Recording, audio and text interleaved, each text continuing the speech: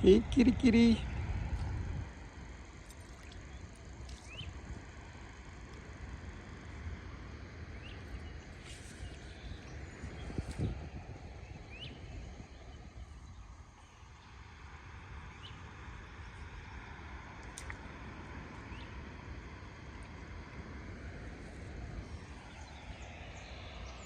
Amigos de la pesca, hemos venido pescando desde ya hasta aquí. Este es un hermoso lugar para venir a pescar, tranquilo. Hay bastante pez aquí, igual hay. Todavía no hemos pescado, pero que hay.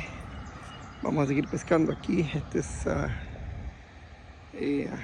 Cool Rapid, la cascada o la catarata o el dam de aquí de Cool Rapid. Ahí les voy a poner la dirección para que vean. Es un lugar bien bonito aquí, hasta para venir con la familia, tener una parrilladita por aquí o hacer algo bien bonito.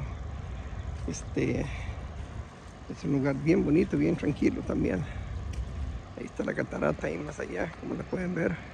Esta es una catarata pequeña. Ahí al otro lado, para este lado así, está la catarata más grande. El día está bien precioso y es sábado. Y hay más gente ya pescando, allá también están haciendo una fogata por ahí. Y todo eso está lleno de gente ahí para abajo. Ahora vamos a hacer unos videos ahí para que puedan ver también este lugar, cómo pueden venir, cómo pueden llegar a hacer su carnita asada ahí.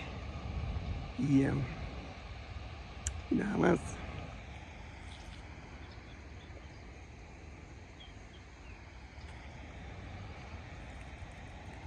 Kiri.